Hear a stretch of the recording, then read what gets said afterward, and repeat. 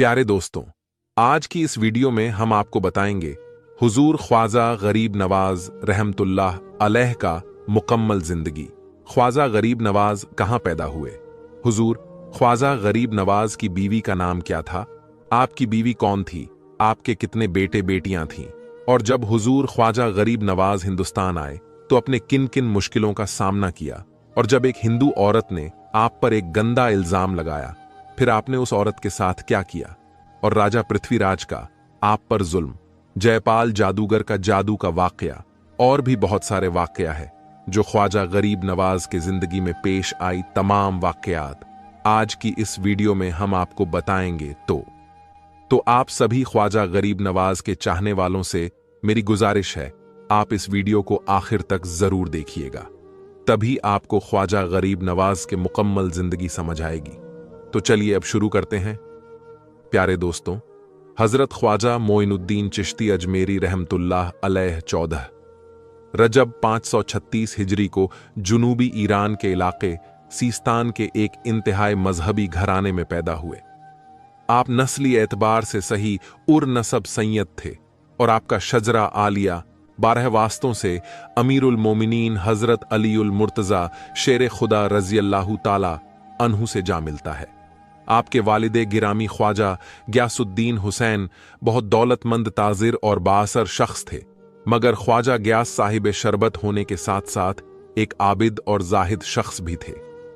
दौलत की फरावानी के बावजूद हजरत ख्वाजा मोइनुद्दीन चिश्ती अजमेरी रहमतुल्लाह अलैह बचपन ही से बहुत कनात पसंद थे। जिस जमाने में आपकी विलादत हुई वह बड़ा पुरसर दौर था। सीस्तान और खुरासान लूटमार की जद में थे। हर तरफ अफरा तफरी का आलम था। मिल्लत इस्लामिया में कई फिरके पैदा हो चुके थे जो बड़ी सफाकी और बेरहमी से एक दूसरे का खून बहा रहे थे। मुदहिदात और बागियों की जमात ने पूरे मुल्क में कत्लोगारत का बाजार गर्म कर रखा था। आप अहले खाना को लेकर खुरासान तशरीफ लाए। उस वक्त हजरत ख्वाजा मोइनुद्दीन चिश्ती की उम्र 1 साल थी। ख्वाजा गयासुद्दीन साहिब का ख्याल था कि उन्हें अर्ज खुरासान में कोई ना कोई घोषाए आफियत जरूर मिल जाएगा, मगर गर्दिशे अय्याम के यहां भी वही तेवर थे। फितने यहां भी सर उठा रहे थे। 549 हिजरी में यह खूनी सैलाब इंसानी सरों से गुजर गया। उस वक्त हजरत ख्वाजा मोइनुद्दीन चिश्ती की उम्र 13 साल थी। हजरत ख्वाजा मोइनुद्दीन चिश्ती अजमेरी रहमतुल्लाह अलैह ने इंतहाई पूरा शोक हालात और आफतों से लड़ते हुए परवरिश पाई और अपनी आंखों से मुसलमानों के खून के दरिया बहते देखे। कभी कभी आप निहायत निकाह तामीज लहजे में अपने वालिदे माजिद ख्वाजा गयासुद्दीन हुसैन साहिब से सवाल करते, बाबा खूनी मुस्लिम की ये अजानी कब तक जारी रहेगी? उमर फरजंद का सवाल सुनकर वालिदे गिरामी रोने लगते और फरमाते, बेटे, यह खूनी हवाएं अहले ईमान के लिए आजमाइश हैं। तुम्हें सब्र से काम लेते हुए अच्छे वक्त का इंतजार करना चाहिए। मगर दोस्तों, फिर एक दिन सब्र की तलकीन करने वाला बाप भी 551 हिजरी को दुनिया से रुखसत हो गया। उस वक्त ख्वाजा मोइनुद्दीन चिश्ती रहमतुल्लाह आले की उम्र सिर्फ 15 साल थी। आप रहमतुल्लाह अलैह इस नाजुक दौर में एक शफीक और मेहरबान बाप के साए से महरूम हो चुके थे। वालिदे गिरामी की रहलत पर आप हर वक्त उदास रहने लगे। ऐसे लम्हात में आपकी वालिदाएं माजदा हजरत बीबी नूर रहमतुल्लाह अलैह ने बड़ी इस्तेकामत का सबूत दिया और बड़े हौसले के साथ बेटे को समझाया, ए फरजंद, जिंदगी के सफर में हर मुसाफिर को तन्हाई की अजियतों से गुजरना पड़ता है। अगर तुम अभी से अपनी तकलीफों का मातम करने बैठ गए तो जिंदगी के दुश्वार गुजार रास्ते कैसे तय करोगे? उठो और पूरी तवानाई से अपनी जिंदगी का सफर शुरू कर दो। अभी तुम्हारी मंजिल बहुत दूर है। ये वालिद से मोहब्बत का सबूत नहीं कि तुम दिन रात उनकी याद में आंसू बहाते रहो। औलाद की वालिदैन के लिए हकीकी मोहब्बत यह होती है कि वह अपने हर अमल से बुजुर्गों के ख्वाब की ताबीर पेश करें। तुम्हारे बाप का एक ही ख्वाब था कि उनका बेटा इल्म फजल में कमाल हासिल करे। चुनांचे तुम्हें अपनी तमाम तर सलाहियतें तालीम के हुसूल के लिए सर्फ कर देनी चाहिए। मादरे गिरामी की तसल्लियों से हजरत ख्वाजा मोइनुद्दीन चिश्ती अजमेरी रहमतुल्लाह अलैह की तबीयत संभल गई और आप ज्यादा शौक से इल्म हासिल करने लगे। मगर सुकून और राहत की यह मोहलत भी ज्यादा तवील ना थी। मुश्किल से 1 साल ही गुजरा होगा कि आपकी वालिदा हजरत बीबी नूर रहमतुल्लाह अलैहा भी ख्याल की हकीकी से जा मिली। अब हजरत ख्वाजा मोइनुद्दीन चिश्ती इस दुनिया में अकेले रह गए। वालिदे गिरामी की वफात पर एक बाग और एक आटा पीसने वाली चक्की आपको विरसे में मिली। वालिदैन की जुदाई के बाद बागबानी का पेशा आपने इख्तियार कर दिया। दरख्तों को खुद पानी देते, जमीन को हमवार करते, पौधों की देखभाल करते, हत्ता के मंडी में जाकर खुद ही फल भी फरोख्त करते थे। आप कारोबार में इस कदर महाव हो गए कि आपका तालीमी सिलसिला मुनक़दी हो गया। आप रहमतुल्लाह अलैह को इसका बड़ा अफसोस था, लेकिन यह एक ऐसी फितरी मजबूरी थी जिसका बज़ाहिर कोई इलाज मुमकिन नहीं था। आप अक्सर औकात अपनी इस महरूमी पर गौर करते। जब कोई हल नजर ना आता तो शायद मायूसी के आलम में आसमान की तरफ देखते और रोने लगते। ये खुदा के हुजूर बंदे की एक खामोश इल्तिजा थी। एक दिन हजरत ख्वाजा मोइनुद्दीन चिश्ती अपने बाग में दरख्तों को पानी दे रहे थे कि इधर से मशहूर बुजुर्ग हजरत इब्राहिम कुंदुजी रहमतुल्लाह अलैह का गुजर हुआ। आपने बुजुर्ग को देखा तो दौड़ते हुए चले गए और हजरत इब्राहिम कुंदुजी रहमतुल्लाह अलैह के हाथों को बोसा दिया। हजरत इब्राहिम कुंदुजी रहमतुल्लाह अलैह एक नौजवान की इस जोशे अकीदत से बहुत मुतासिर हुए। उन्होंने कमाल शफकत से आपके सर पर हाथ फेरा और चंद दुआइयां कालेमात कहकर आगे जाने लगे तो आपने हजरत इब्राहिम कुंदुजी रहमतुल्लाह अलैह का दामन थाम लिया। हजरत इब्राहिम कुंदुजी रहमतुल्लाह अलैह ने मोहब्बत भरे लहजे में पूछा, ए नौजवान, क्या चाहते हो? ख्वाजा मोइनुद्दीन चिश्ती ने अर्ज की कि आप चंद लम्हे मेरे बाग में और क़ियाम फरमा लें। कौन जानता है कि यह शहादत मुझे दोबारा नसीब होती है या नहीं। आपका लहजा इस कदर अकीदतमंदना था कि हजरत इब्राहिम रहमतुल्लाह अलैह से इनकार ना हो सका और आप बाग में बैठ गए। फिर चंद लम्हों बाद ख्वाजा मोइनुद्दीन चिश्ती अंगूरों से भरे हुए 2 थाली लाए। उन्हें हजरत इब्राहिम कुंदुजी रहमतुल्लाह अलैह के सामने रख दिया और खुद दस्त बस्ता खड़े हो गए। इस उम्र में शहादत मंडी और अकीदत मंडी का बेमिसाल मुजाहिरा देखकर हजरत इब्राहिम कुंदुजी रहमतुल्लाह अलैह बेहद हैरान थे। उन्होंने चंद अंगूर उठाकर खा लिए। हजरत इब्राहिम कुंदुजी रहमतुल्लाह अलैह के इस अमल से आपके चेहरे पर खुशी का रंग उभर आया। यह देखकर हजरत इब्राहिम कुंदुजी रहमतुल्लाह अलैह ने फरमाया, ए मोइनुद्दीन, बैठ जाओ। आप दो जान होकर बैठ गए। बेटा, तुमने एक फकीर की खूब मेहमान नवाजी की है। यह सरसब्ज और शादाब दरख्त, यह लजीज फल, यह मलकियत और जायदाद सब कुछ फना हो जाने वाला है। आज अगर यहां बाहर का दौर दौरा है तो कल यहां खजा भी आएगी। यही गर्दिशे रोजो शब है और यही निजाम कुदरत भी। तेरा ये बाग वक्त की तेज आंधियों में उजड़ जाएगा। फिर अल्लाह ताला तुझे एक और बाग अता फरमाएगा जिसके दरख्त कयामत तक गर्म हवाओं से महफूज रहेंगे। उन दरख्तों में लगे फलों का जायका जो एक बार छक लेगा, फिर वह दुनिया की किसी नेमत की तरफ नजर उठाकर भी नहीं देखेगा।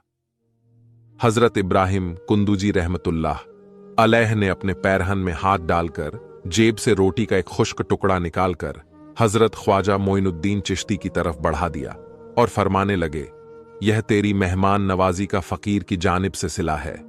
यह कहकर खुश्क रोटी का टुकड़ा हजरत ख्वाजा मोइनुद्दीन चिश्ती के मुंह में डाल दिया। फिर बाग से निकलकर अपनी मंजिल की जानिब तेजी से चल दिए। हजरत इब्राहिम कुंदुजी रहमतुल्लाह अलैह की दी हुई रोटी का टुकड़ा इस कदर सख्त और खुश्क था कि उसका चबाना दुश्वार था, मगर आपने एक बुजुर्ग का तोहफा समझकर वह रोटी का टुकड़ा खा लिया। उस टुकड़े का हलक से नीचे उतरना ही था कि हजरत ख्वाजा मोइनुद्दीन चिश्ती अजमेरी की दुनिया ही बदल गई। आपको यूं महसूस होने लगा जैसे कायनात की हर शय फजूल है। दूसरे ही दिन आपने अपनी चक्की और बाग फरोख्त कर दिया और उससे हासिल होने वाली रकम गरीबों और मोहताजों में बांट दी। अजीजो अकारीब आपकी इस हरकत को दिमागी खलल करार दे रहे थे, लेकिन वह यह समझने से कासिर थे कि ज़हन और दिल के किस घोषे से रोशनी की वह लकीर फूट रही है जिसने दुनिया के तमाम उजालों को धुंधला करके रख दिया है। बहरहाल, आप सब कुछ अल्लाह की राह में लुटाने के बाद तहसील इल्म के लिए खुरासान को खैराबाद कहकर समरकंद और बुखारा का रुख करने लगे, जो उस वक्त उल्लूमो कुनुज के अहम मरकज तसव्वर किए जाते थे। यहां पहले आपने कुरान पाक हिफ्स किया, फिर तफसीर, फिका हदीस और दूसरे उलूमे ज़ाहिरी में महारत हासिल की। उलूमे ज़ाहिरी की तकमील के बाद आपने मुर्शिद कामिल की तलाश में इराक का रुख किया। रास्ते में अपने ज़माने के मशहूर बुजुर्ग हज़रत ख्वाजा उस्मान हारूनी रहमतुल्लाह अलैह सकुनत पाजिर थे। ख्वाजा मोइनुद्दीन कुछ दिन तक एक आम तालिबे इल्म की हैसियत से हज़रत ख्वाजा उस्मान हारूनी रहमतुल्लाह अलैह की खिदमत में हाजिर होते रहे, मगर शेख ने कोई तवज्जो न दी। पहले कदरें मायूस हुए। बहरहाल, एक मौका पाकर आपने दिल की बात शेख से कह डाली। आपने अपने शेख से कहा कि मेरी दिल्ली तमन्ना है कि आप मुझे मुस्तकिल गुलामी का शरफ बख्श दें। इस पर हजरत ख्वाजा उस्मान हारूनी रहमतुल्लाह अलैह ने फरमाया, ए फर्जंद, मुझसे अपना ही बोझ नहीं उठाया जाता, तुम्हारा कैसे उठाऊंगा। दरअसल शेख आपको टालना चाहते थे, लेकिन आप मुसलसल इसरार फरमाते रहे। फिर एक दिन हजरत ख्वाजा उस्मान हारूनी रहमतुल्लाह अलैह ने आपको अपने हल्का इरादत में शामिल कर लिया।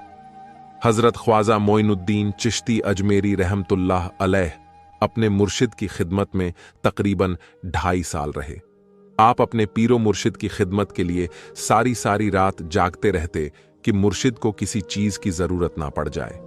फिर एक दिन हजरत ख्वाजा साहब को मुर्शिद पाक ने सीने से लगाकर हाथ आसमान की तरफ उठा दिए और दुआ फरमाई, ए खुदा, उल जलाल मोइनुद्दीन को कबूल फरमा ले। उसने बेसरो समानी के बावजूद मुझे नहीं छोड़ा, तू भी इसे जमीन पर तन्हा ना छोड़। अभी दुआ के अल्फाज मुकम्मल भी ना हो पाए थे कि हजरत ख्वाजा मोइनुद्दीन चिश्ती रहमतुल्लाह अलैह बारिश ए नूर में नहा गए। एक तेज श्वास दिल और दिमाग को रोशन करती गुजर गई और आपकी आंखों के सामने से तमाम हिजाबात उठ गई। मोइनुद्दीन, अब क्या नजर आता है? हजरत उस्मान हारून ने आपसे फरमाया। मोइनुद्दीन चिश्ती जवाब में कहने लगे, आपके सदक्के में अर्श से ताहतुक सारा तक देख रहा हूं। मुर्शिद कामिल ने कहा, अल्लाह का शुक्र है कि तुम सैराब हो गए हो, वरना इश्क के शहरा में लोग एक बूंद के लिए जिंदगी भर तरसते रहते हैं। फिर आपके पास जो शख्स भी निगाह करम की भीख मांगने आता तो आप फरमाते कि मेरे पास जो कुछ था वह मैंने मोइनुद्दीन को अता कर दिया है। सुभान अल्लाह। प्यारे दोस्तों, एक और रिवायत के मुताबिक हजरत ख्वाजा उस्मान हारूनी रहमतुल्लाह अलैह हजरत ख्वाजा मोइनुद्दीन चिश्ती रहमतुल्लाह अलैह को लेकर मक्का मुकर्रमा हाजिर हुए। खाना काबा का तवाफ करने के बाद आपने बुलंद आवाज में फरमाया, या इलाही, मोइनुद्दीन हाजिर है, अपने इस अजीज बंदे को शारफे कबूलियत अता फरमा। जवाब में निदाए इलाही सुनाई दी, हमने इसे कबूल कर लिया, बेशक यह मोइनुद्दीन है। फिर मक्का मुकर्रमा से मदीना मुनव्वरा तशरीफ ले गए। फिर जैसे ही सरकारे दो आलम सल्लल्लाहु अलैहि वसल्लम की कुर्बत हासिल हुई, हजरत ख्वाजा उस्मान हारूनी रहमतुल्लाह अलैह ने ख्वाजा मोइनुद्दीन चिश्ती को हुक्म दिया, मोइनुद्दीन आका नामदार सल्लल्लाहु अलैहि वसल्लम के हुजूर सलाम पेश करो। हजरत ख्वाजा मोइनुद्दीन चिश्ती अजमेरी रहमतुल्लाह अलैह ने गदाज़े क्लब के साथ लरजती हुई आवाज में कहा, अस्सलामु अलैकुम या सैयदुल मुरसलीन। वहां मौजूद तमाम लोगों ने सुना। रौजाए रसूल से जवाब आया, वालेकुम अस्सलाम या सुल्तानुल हिंद।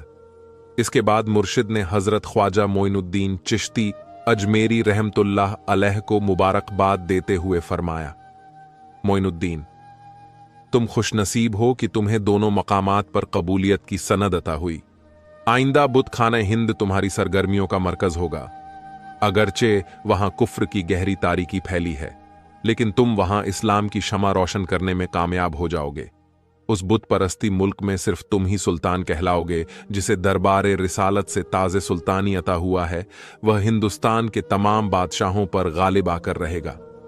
फिर हजरत ख्वाजा मोइनुद्दीन चिश्ती रहमतुल्लाह अलैह ने अपने मुर्शिद की हिदायत पर तवील अरसे तक शदीद रियाज की मुसलसल 7-7 दिन तक रोजे रखते रहे। फिर पीरो मुर्शिद की इजाजत से आप तन्हा हिजाज ए मुकद्दस पहुंचे। हज की शहादत हासिल की और रोज़े रसूल पर हाजिरी देने के साथ साथ कई मुमालिक का सफ़र इख्तियार किया। सफ़र बगदाद के दौरान आपकी मुलाकात हज़रत शेख नज़मुद्दीन कुबरा रहमतुल्लाह अलैह से हुई। औलियाए किराम में हज़रत शेख नज़मुद्दीन कुबरा रहमतुल्लाह अलैह का मकाम बहुत बुलंद है। हज़रत ख्वाजा मोइनुद्दीन चिश्ती 2.5 माह तक हज़रत शेख नज़मुद्दीन कोबरा के यहाँ क़याम पज़ीर रहे और एक अजीम सूफ़ी की मोहब्बतों से फैज़याब हुए। इसके बाद ख्वाजा मोइनुद्दीन चिश्ती बगदाद में हज़रत शेख अब्दुल कादिर जिलानी रहमतुल्लाह अलैह की खिदमत में हाजिर हुए।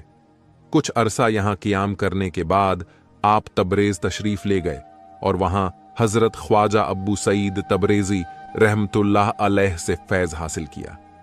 ख्वाजा अब्बू सईद तबरेज़ी रहमतुल्लाह अलैह को तसव्वुफ़ की दुनिया में हिमागीर शोहरत हासिल है। चंद दिन यहाँ गुजारने के बाद आप असफ़हान तशरीफ़ ले गए। वहाँ मशहूर बुजुर्ग हज़रत शेख महमूद इस्फानी रहमतुल्लाह अलैह की मोहब्बत से फैज़ हुए। इन्हीं दिनों वहाँ एक नव उमर लड़के को देखा जो दरवेशों से निहायत अकीदत रखता था। हज़रत ख्वाजा मोइनुद्दीन चिश्ती की आमद से पहले वह लड़का हज़रत शेख महमूद अस्फानी रहमतुल्लाह अलैह की ज़ात से बहुत मुतासिर था, मगर जब उसने ख्वाजा मोइनुद्दीन चिश्ती को देखा तो इरादा बदल दिया। फिर जब आप इस वहां से अस्फहान रवाना हुआ तो वह नव उम्र लड़का आपके साथ हो लिया। यही ना, उमर लड़का हज़रत मोइनुद्दीन चिश्ती की सोहबत में औलिया ए हिंद का ताजदार बना, जिसे दुनिया हज़रत कुतुबुद्दीन बख्तियार काकी रहमतुल्लाह अलैह के नाम से जानती है। आप गंज शकर हज़रत बाबा फरीद के मुर्शिद और हज़रत निज़ामुद्दीन औलिया के दादा व मुर्शिद हैं। बहरहाल हज़रत मोइनुद्दीन चिश्ती अस्फहान अरकान तशरीफ़ ले आए। यहाँ आपने 2 साल वाज फरमाया, यानी इस्लाम की तबलीग की और हज़ारों इंसानों को राह रास्त पर लाए। फिर ईरान के शहर स्तराबाद तशरीफ़ लाए। उन दिनों वहाँ एक मर्द कामिल हज़रत शेख नसीरुद्दीन रहमतुल्लाह अलैह क़याम पज़ीर थे, जिनका 2 वास्तों से सिलसिला हज़रत बायज़ीद बस्तानी रहमतुल्लाह अलैह से जा मिलता है। चंद माह यहाँ हज़रत शेख नासिरुद्दीन रहमतुल्लाह अलैह से रूहानी फैज़ हासिल किया। फिर हिरात का कसरत किया। यह शहर ईरानी सरहद के करीब अफ़गानिस्तान में वाक़े है, जहाँ हज़रत ख्वाजा अब्दुल्ला अंसारी रहमतुल्लाह अलैह के मज़ार मुबारक पर आपका क़याम था। बहुत जल्द सारे शहर में आपके चर्चे होने लगे।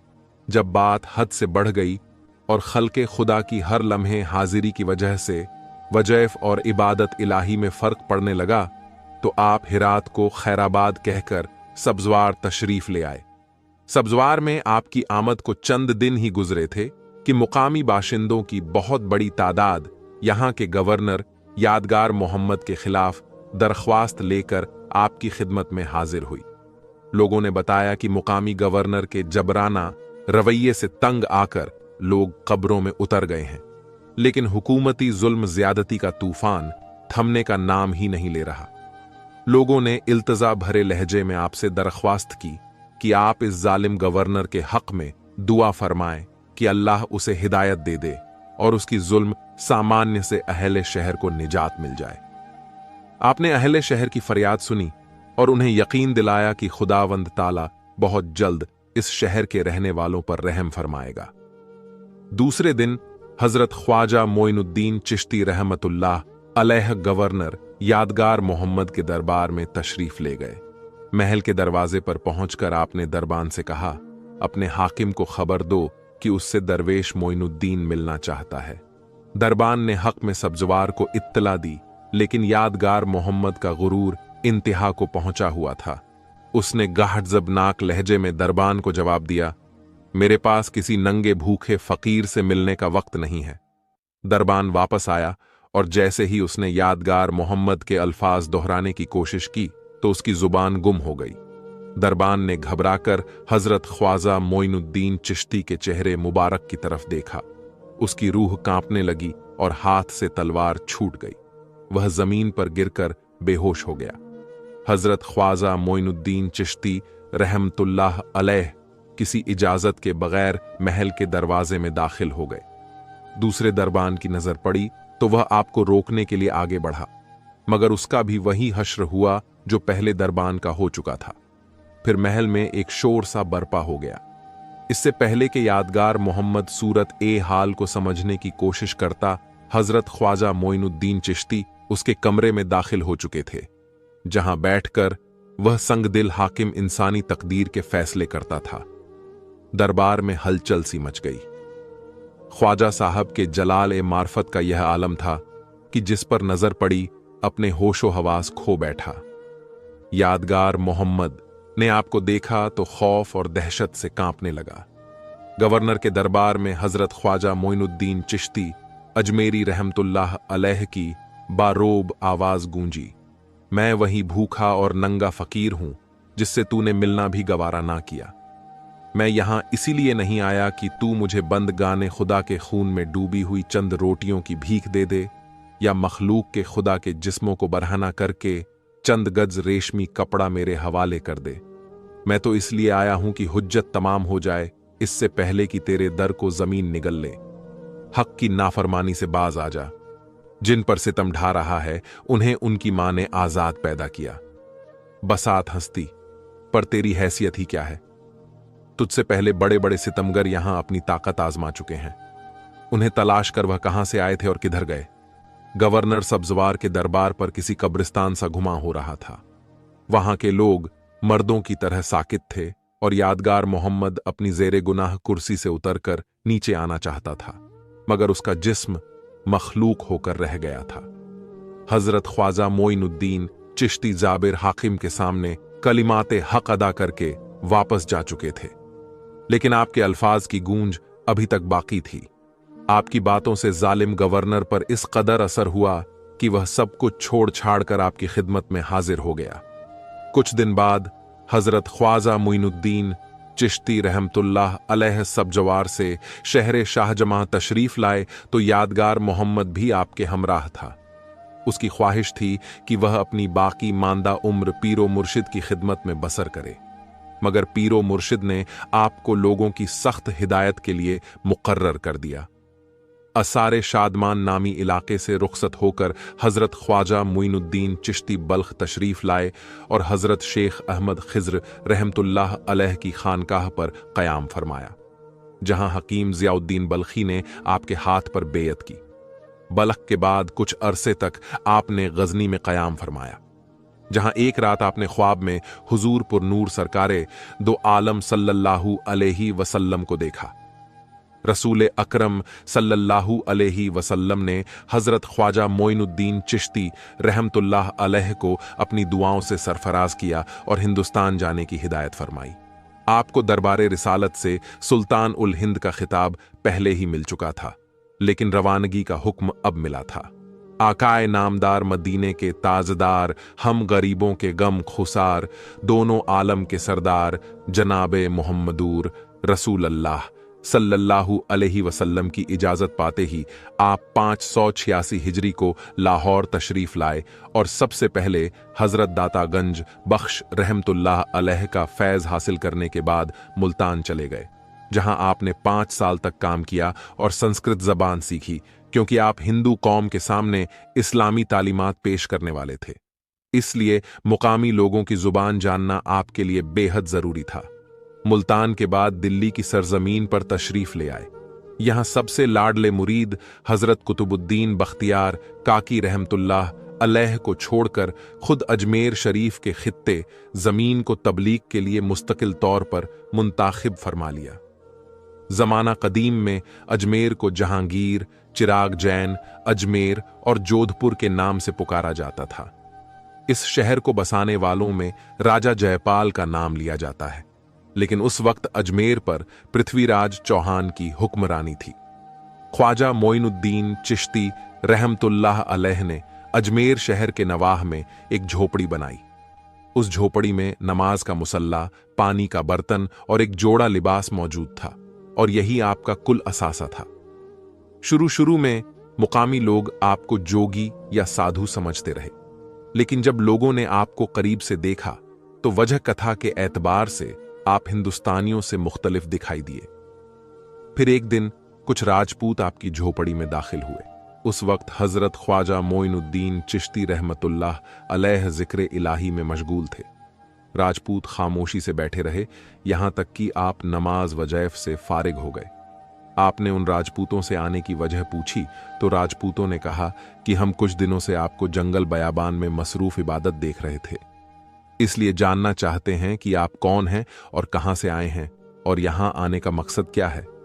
आपने जवाब में फरमाया कि मैं मुसलमान हूं और तुम्हें अल्लाह का पैगाम पहुंचाने आया हूं। मुसलमान का नाम सुनकर राजपूत चौंक उठे। क्या तुम शाहबुद्दीन गौरी की गांव से हो? आपने फरमाया, हां, वह मेरा दीनी भाई है।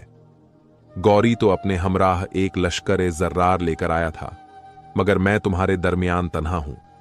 फिर भी तुम्हें खुदा का पैगाम सुनाऊंगा और तुम्हें वह पैगाम सुनना होगा। अगर तुम अपने कान बंद कर लोगे तो तुम्हारी समातों में सिखात पड़ जाएंगे। वह पैगाम तुम्हारे दिल की गहराइयों में उतर कर रहेगा। जाओ, अपने घरों के दरवाजे बंद कर लो, दिलो दिमाग पर पहरे बिठा दो, मगर वह रोशनी की लकीर आहनी दरवाजों से गुजर कर भी तुम तक पहुंच जाएगी। यह एक बड़ा दावा था जो एक सरकश कौम के दरमियान किया जा रहा था। एक राजपूत को आपकी बात नागवार गुजरी।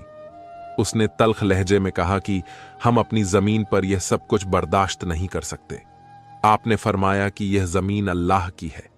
अगर किसी इंसान की मलकियत होती तो तुम्हारे बाप दादा मौत का जायका न चखते या जमीन को उठाकर अपने साथ ले जाते। आपका यह जवाब सुनकर राजपूतों ने कहा कि हम किसी अल्लाह को नहीं जानते। जमीनों आसमान पर हमारे देवताओं की हुकूमत है। यहां तुम्हारे रहने की एक ही सूरत हो सकती है कि तुम दोबारा अपनी जुबान पर अल्लाह ताला का नाम ना लाओगे। इस पर आपने फरमाया, मैं तो उसी के नाम से जिंदा हूं और तुम्हें भी उसी के नाम की बरकत से जिंदा करने आया हूं। एक राजपूत ने अल्लाह का पैगाम वो सुनने की फरमाइश की जिसे आप सुनने के लिए अजमेर शरीफ तशरीफ लाए थे। आपने सूरह इखलास पढ़कर उसका तर्जुमा संस्कृत जुबान में सुना दिया और फरमाया कि अल्लाह को सबसे नापसंद अपने ही हाथों से बनाए हुए बुतों की परस्तिश है। मिट्टी के जो बुत एक जगह से दूसरी जगह खुद गर्दिश नहीं कर सकते, वह तुम्हारी मदद क्या करेंगे। यूं आपने अजमेर शरीफ में पहली अजान दे दी थी। ख्वाजा मोइनुद्दीन चिश्ती रहमतुल्लाह अलैह की जुबान से अपने बुतों के खिलाफ अदा होने वाले अल्फाज सुनकर राजपूत गुस्से में लाल पीले हो गए और तलवारें बेनाम हो गईं। वह आपको तहत करना चाहते थे क्योंकि आपने उनके रूबरू उनके बुतों की उनकी झूठी खुदाओं की तौहीन कर दी थी। जब हजरत ख्वाजा मोइनुद्दीन चिश्ती रहमतुल्लाह अलैह ने पहली बार जलाल भरे लहजे में देखा तो राजपूतों के जिस्म पर खौफ तारी हो गया। तलवारें हाथ से छूट गईं। फिर वह लोग वहां से भाग खड़े हुए जिन्होंने आज तक मैदान जंग में पीठ नहीं दिखाई थी। जब शहर में एक मुसलमान फकीर की हैबत की शोहरत सुनाई दी तो बड़ी तादाद में राजपूत जमा होकर इंतकाम के इरादे से आपकी झोपड़ी में आ पहुंचे। उस वक्त आप नमाज की अदायगी में मशगूल थे। राजपूतों ने म्यान से तलवार निकालकर नमाज के दौरान ही आपको कत्ल करना चाहा, लेकिन तलवार ने एक बार फिर नियमों से निकलने से इनकार कर दिया। उनके जिस्मों पर एक बार फिर लज्जत तारी हो गया और वह राजपूत फरार होते हुए चीख रहे थे कि यह तो जादूगर है। इसके बाद राजपूतों की एक और जमात आपकी खिदमत में हाजिर हुई, आपके पैगाम को सुना और अपनी अबाओ अजदाद मजहब छोड़कर एक ऐसे मजहब में दाखिल हो गए जिसकी निगाह में अछूत, स्त्री, शूद्र, राजपूत और ब्राह्मण सब बराबर थे। कुफ्र के गले में पहला शिगाफ पड़ चुका था। मजहबी उज्रदारी की पेशानी पर गहरी लकीरें उभर आईं। जादूगरों और पंडितों ने आसमान की तरफ देखा। सितारों की गर्दिश में एक अजीब सा इंतेशर बरपा था और इसरार उलूम के जानने वाले हैरत ज़दा थे और आसमान के वजूद में किसी खौफनाक इनकलाब की तस्वीर साफ नुमायां थी। हिंदू धर्म के रखवालों ने आपके हाथ पर मुसलमान होने वालों को तलब किया और पूछा, आखिर तुम्हें उस अजनबी के पैगाम में क्या कशिश महसूस हुई? तुमने उसके खुदा को देखा है? दीन इस्लाम में दाखिल होने वाले इन नव मुस्लिमों ने कहा, हम कुछ नहीं जानते। हमारे दिल ने गवाही दी कि वह सच बोलता है, बस हम मजबूर हो गए। कुछ लोगों ने राजा पृथ्वीराज के सामने यह तजवीज पेश की कि बागियों की इस मुख्तसर सी तादाद को कत्ल कर दिया जाए और इस्लाम के खतरे से हमेशा के लिए जान छुड़ा ली जाए। राजा पृथ्वी ने यह तजवीज कबूल नहीं की, क्योंकि मुसलमान होने वालों में बहुत से बादशाह हिंदू कबीले के लोग भी शामिल थे। इस तरह रियासत में इंतसार फैलने का अंदेशा था, लेकिन उनके बायकाट का ऐलान कर दिया गया। चुनांचे वह 9 मुस्लिम अफराद हजरत ख्वाजा मोइनुद्दीन चिश्ती रहमतुल्लाह अलैह के कदमों में आ पड़े। जासूसों ने पृथ्वीराज को खबर दी कि महतूत राजपूत नया मजहब कबूल करके बहुत ज्यादा खुश हैं, तो वह आग बबूला हो गया और मुसलमानों के खिलाफ साजिशों के नए जाल बुने जाने लगे। इसी दौरान ख्वाजा मोइनुद्दीन चिश्ती रहमतुल्लाह अलैह का एक खादिम आपके वजू के लिए आना सागर तालाब से पानी लेने गया, तो वहां खिलाफ ए मामूल राजा के सिपाही तैनात नजर आए। जब खादिम ने पानी से घड़ा भरना चाहा, तो राजपूत सिपाहियों ने सख्ती से मना कर दिया और कहा कि अब तुम अछूत हो, तालाब के पानी को गंदा मत करो। खादिम ने कहा कि पानी तो जानवरों पर भी बंद नहीं किया जाता, हम तो फिर इंसान हैं। इस पर राजपूत सिपाहियों ने कहा कि तुम हैवानों से भी बदतर हो। खादिम ने वापस आकर पीरो मुर्शिद को सारा माजरा सुनाया, तो आपने फरमाया, राजपूत सिपाहियों से कहो कि इस मर्तबा एक घड़ा पानी लेने दो, फिर हम कोई अपना और इंतजाम कर लेंगे। और हां, तालाब से कहना कि ए पानी तुझे ख्वाजा साहब ने बुलाया है। आपके हुक्म पर जब खादिम दोबारा तालाब पर पानी लेने गया, तो राजपूत सिपाहियों ने मजाक उड़ाते हुए कहा कि आज घड़ा भर लो, इसके बाद तुम्हें यहां से पानी लेने की इजाजत नहीं होगी। चुनांचे खादिम ने मुर्शिद के हुक्म के मुताबिक वह घड़ा भर लिया। राजपूत सिपाहियों के साथ साथ मुसलमान खादिम पर भी हैरत के पहाड़ टूट गए कि आना सागर तालाब का सारा पानी एक छोटे से बर्तन में सिमट आया था। तालाब के जिस पानी पर राजपूत सिपाही तकब्बुर कर रहे थे, वह पानी से खाली हो चुका था। उन सिपाहियों के नजदीक यह जादूगरी का एक अजीम शान मुजाहिरा था, जिसे देखकर राजपूत सिपाही वहां से खौफजदा होकर भाग खड़े हुए। आप रहमतुल्लाह अलैह का खादिम भी लरजते कदमों से वापस आया, कांपते लहजे में सारा वाकया सुनाया। आज उसे पहली बार अपने मुर्शिद की रूहानी ताकत का एहसास हो चुका था। पूरे अजमेर शहर में हंगामा बरपा था। आना सागर तालाब के खुश्क होने की खबर सबके लिए हैरान करने वाली बात थी। पृथ्वीराज मुसलमानों के बढ़ते हुए असर रसूख को हर सूरत में रोकना चाहता था। राजपूतों ने उसे मशवरा दिया कि उस मुसलमान फकीर का मुकाबला हिंदू जादूगर ही कर सकते हैं, लेकिन इससे पहले शहर अजमेर के चंद मुअज्जिन आना सागर तालाब की साफ का पोजीशन बहाल करने की दरख्वास्त लेकर आपकी खिदमत में हाजिर हुए और अर्ज की कि अगर तालाब का पानी इसी तरह खुश्क रहा तो बहुत सारे इंसान पानी के बगैर मर जाएंगे। चुनांचे ख्वाजा मोइनुद्दीन चिश्ती रहमतुल्लाह अलैह ने इस्लाम की रवादारी और सिलाह रहमी का मुजाहिरा करते हुए फरमाया, यह तो हक के नाफरमान के लिए एक छोटी सी झलक है, वरना हमारा मजहब किसी कुत्ते को भी प्यास से तड़पता हुआ नहीं देख सकता। यह फरमाकर आपने अपने खादिम को हुक्म दिया कि बर्तन का सारा पानी तालाब में वापस उंडेल दिया जाए। आपने राजपूत कौम के नुमाइंदों को दोबारा फरमाया, कुदरत बार बार सरकश को मोहलत नहीं दिया करती। इससे पहले कि तुम्हारे आबाओ अजदाद पर जमीन तंग हो जाए, बुत परस्ती छोड़कर अल्लाह ताला की वादा नियत पर ईमान ले आओ, वरना दोजख की दहकती आग के लिए तैयार हो जाओ। आपके इरशाद सुनकर बज़ाहिर तो वह निगाहें नीची करके खामोश खड़े रहे, लेकिन उनके दिल में नफरतें कुछ और बढ़ गईं और उनके सीनों में साजिश और इंतकाम की आग भड़क उठी। जब घड़े का पानी आपके हुक्म पर तालाब में डाला गया, तो लोग देखकर हैरान रह गए कि तालाब एक बार फिर पानी से भर गया। बुत परस्तों के लिए यह एक फकीर की जानिब से बहुत बड़ा पैगाम था, जिसे समझने और उस पर अमल करने की बजाय उन्होंने पृथ्वीराज को मशवरा दिया कि अजमेर शरीफ के दराज का खतरनाक जादूगर को इस मुसलमान फकीर के मुकाबले पर लाया जाए, जो ताकतवर जिस्म और सहराना कमालात में अपना सानी ना रखता था। पृथ्वीराज ने साथियों का मशवरा कबूल करके शादी जादूगर को अपने दरबार में तलब किया और उसे हुक्म दिया कि अपने जादू की बेपनाह ताकत से देवताओं की बस्ती को मुसलमानों के वजूद से पाक कर दे। महाराज की तरफ से हुक्म मिलते ही सादी जादूगर ने मुसलमान फकीर हजरत ख्वाजा मोइनुद्दीन चिश्ती रहमतुल्लाह अलैह की ताकत का अंदाजा करने की कोशिश की और इस नतीजे पर पहुंचा कि उसे आसानी के साथ शिकस्त नहीं दी जा सकती।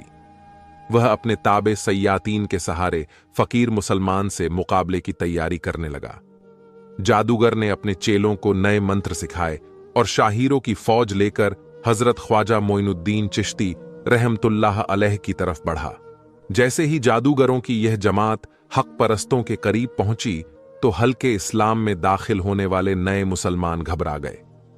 उन्होंने आपको जादूगरों की यलगार से आगाह किया। हजरत ख्वाजा मोइनुद्दीन चिश्ती रहमतुल्लाह अलैह यह कहकर दोबारा अपनी नमाज में मशगूल हो गए। पहले की तरह अब भी नाकामी ही उनका मुकद्दर है।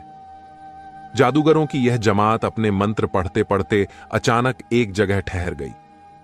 जब जादूगर ने उन्हें आगे बढ़ने का हुक्म दिया तो उन्होंने साफ जवाब दे दिया कि उनमें आगे बढ़ने की ताकत नहीं है। जादूगर अपने मंत्र पढ़ता हुआ आगे बढ़ रहा था। उसकी आंखें आग बरसा रही थीं, मुंह से भड़कते शोले निकल रहे थे। यह एक खौफनाक मंजर था। वह बुलंद आवाज में यह कह रहा था कि मुसलमान सुन ले, उनकी मौत का वक्त करीब आ चुका है, क्योंकि मेरी शक्ति देवताओं के दुश्मनों को हलाक कर डालेगी। यह कहकर उसने अभी थोड़ा ही फासला तय किया था कि उसकी जुबान भी बंद हो गई। अचानक उसकी जुबान से रहीम रहीम के अल्फाज निकलने लगे। जब जादूगर के चेलों ने अपने गुरु का यह हाल देखा तो वह गुस्से से बेकाबू हो गए और शदीद गुस्से के आलम में अपने ही गुरु के खिलाफ नाजेबा अल्फाज कहने लगे। जादूगर इस दशनाम तराशी को बर्दाश्त ना कर सका। आगे बढ़ने की बजाय अपने साथियों की तरफ लपका और अपने ही चेलों पर पत्थर बरसाने लगा। इस तरह शादी जादूगर ने अपने कई चेलों को पत्थर मार मार कर हलाक कर दिया। जो बाकी बचे वह फरार हो गए। शादी जादूगर का जुनून बढ़ता जा रहा था। हजरत ख्वाजा मोइनुद्दीन चिश्ती रहमतुल्लाह अलैह ने इस बिगड़ती सूरत हाल में खादिम के हाथ पानी का एक प्याला भर कर भेजा। जैसे ही शादी जादूगर ने प्याले का पानी पिया तो कुफ्र की सारी तारीकियों दिलो दिमाग से जाती रही और बड़े अकीदत मर्दाना अंदाज में हजरत ख्वाजा के कदमों में गिर पड़ा। इस तरह खुदा परस्तों की सफ में एक और कलमा पढ़ने वाले का इजाफा हो गया। जब यह खबर पृथ्वीराज तक पहुंची तो कहर आलूद लहजे में अपने मुसाफिरों से मुखातिब हुआ, मैं आखिर कब तक इस आफत नादानी को बर्दाश्त करता रहूंगा। फौज को तैयारी का हुक्म दो और इस सरजमी से मुट्ठी भर मुसलमानों का नामो निशान मिटा दो।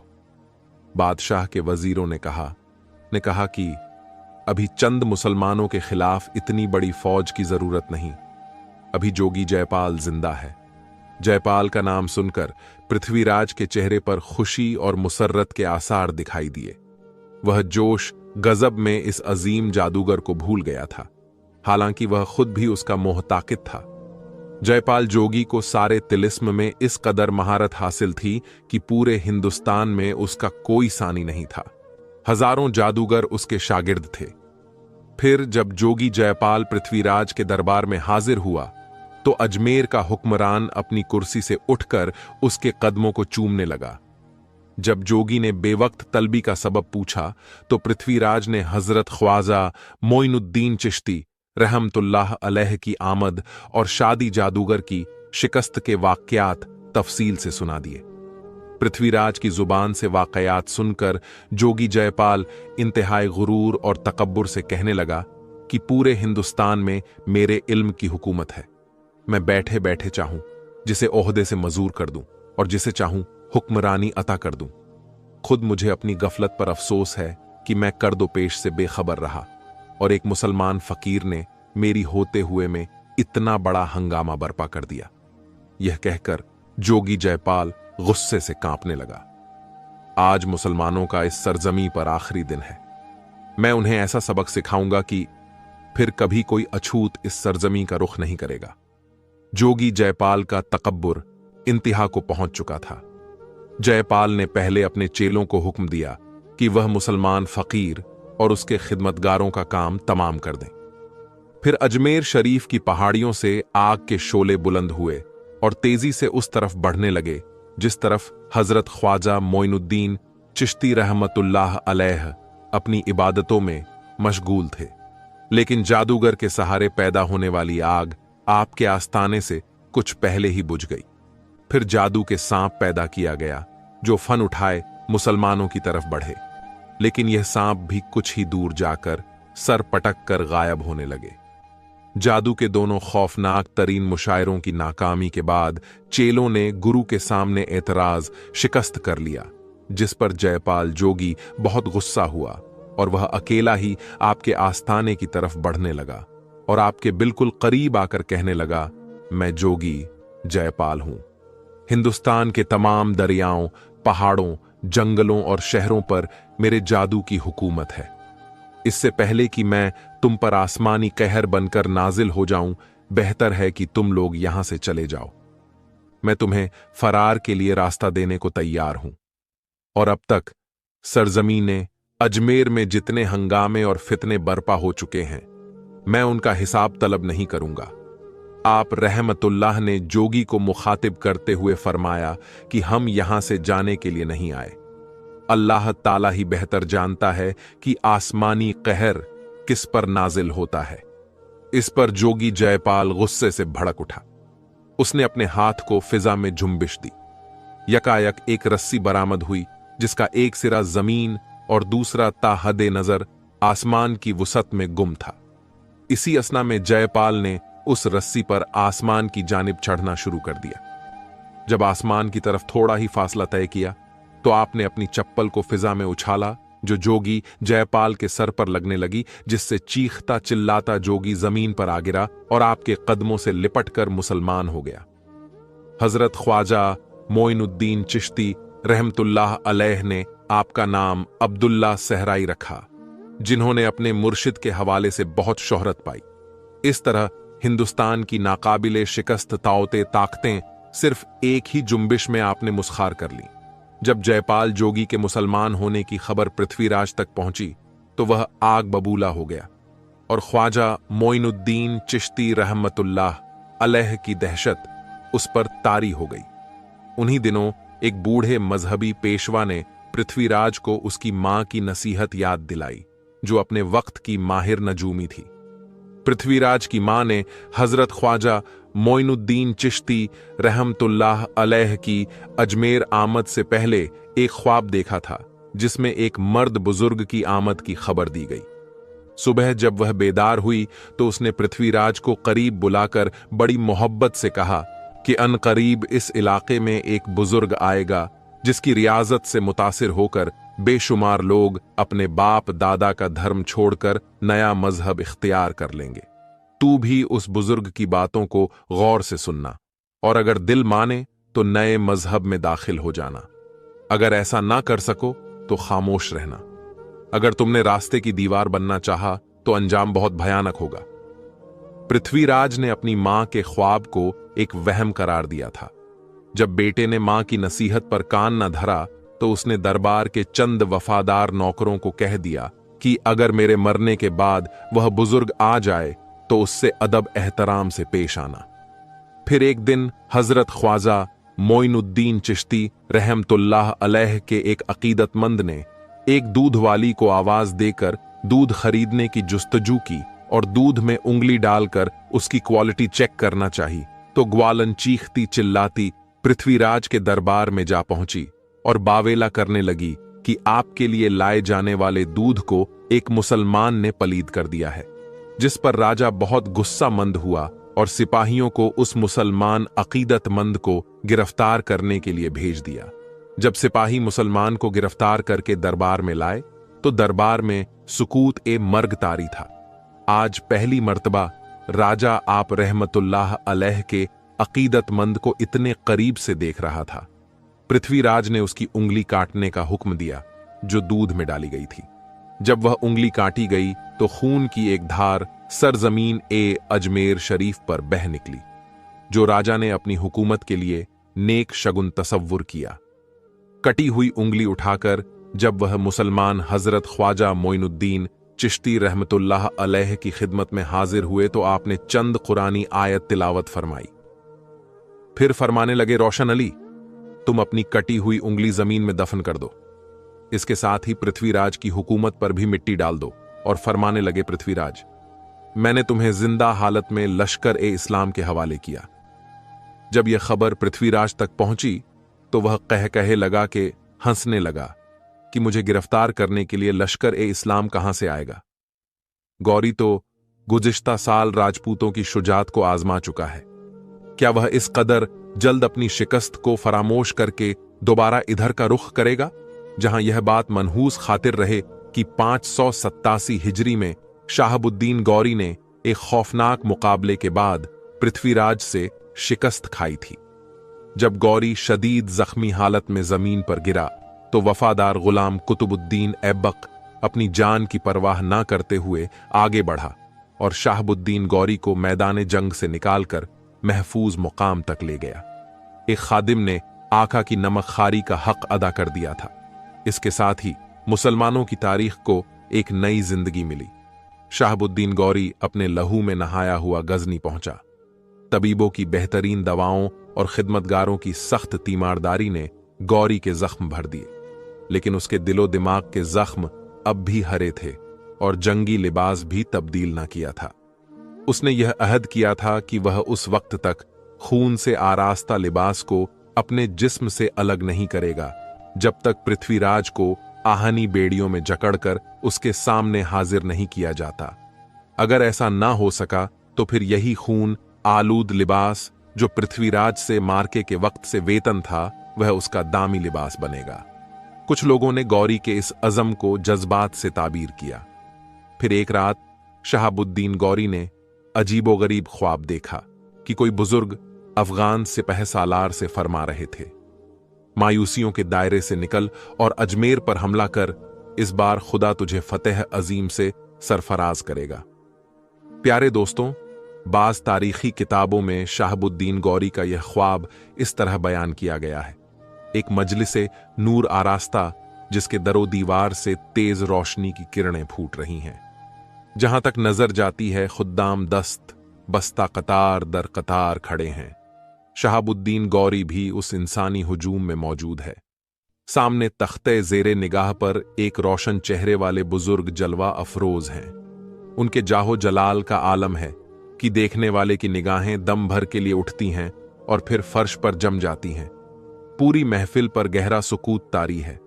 शहाबुद्दीन गौरी हैरत ज़्यादा है और एक एक खादिम की शक्ल देख रहा है, मगर उसे यह दरियाफ्त करने की हिम्मत नहीं होती कि यह बुजुर्ग कौन है, यह दरबार कैसा है और उसे यहां किस मकसद के लिए लाया गया है। अभी गौरी के जहन में इस किस्म के ख्यालात गर्दिश कर ही रहे हैं कि अचानक एक खादिम जो जेरे निगाह तख्त के करीब खड़ा है गौरी की तरफ बढ़ता है। फिर वह उसका हाथ पकड़कर हुजूम से गुजरता हुआ बुजुर्ग के करीब पहुंच जाता है। खादिम उसे निहायत अदब और मोहब्बत आमेज नजरों से देखते हैं। खुदा ने तुझे काफिरों पर गलबा अदा कर दिया और हिंदुस्तान की अजीम शान सल्तनत बख्श दी। बुजुर्ग का लहजा शीरी था, मगर अल्फाज में एक ऐसा जलाल पोशीदा था कि गौरी के जिस्म पर लर्जा तारी हो गया और फौरन ही उसकी आंख खुल गई। अफगान सिपह सालार रात भर एक अजीबो गरीब कैफियत से दो चार रहा। सुबह होते ही मूसाहिबिन से ख्वाब बताकर मशवरा मांगा तो सब ने कहा कि जिंदगी में कोई खुशगवार लम्हा आने वाला है। कुछ लोगों ने कहा कि यह गौरी के जिहादी ख्यालात हैं जो दिमाग के किसी गोशे में नक्श होकर रह गए थे। जब ऐसे ख्यालात को अमली शक्ल देने का मौका नहीं मिलता तो ये ख्वाब की हालत में नजर आते हैं, क्योंकि बज़ाहिर हालात मुआफिक नहीं थे। इसलिए शाहबुद्दीन गौरी ने ख्वाब फरामोश कर दिया। कुछ अरसे बाद अफगान सिपह सालार ने इस बुजुर्ग को दोबारा ख्वाब में देखा। इस बार वह बुजुर्ग इंतहाई पुरजलाल लहजे में फरमा रहे थे, ए इस्लाम के जामबाज, फर्जंद ख्यालात के तिलिस्म से निकल और अपनी आंखों से कुदरत की करिश्मा साजिशों का तमाशा देख। खुदा मायूस होने वालों को पसंद नहीं करता। गौरी ने ख्वाब के बारे में अपने मुख्तलिफ दोस्तों से मशवरा किया जो वाजिब जवाब ना दे सके। फिर कई दिनों की जुस्तजू के बाद अफगान सिपह सालार को उस हस्ती का निशान मिल गया जिसे शहर की रौनक से कोई दिलचस्पी नहीं थी। वह एक तारे को दुनिया बुजुर्ग थे जो गजनी के नवाह में किसी वीरान मुकाम पर खामोश जिंदगी गुजार रहे थे। गौरी खुद उनकी खिदमत में हाजिर हुआ और ख्वाब सुनाया।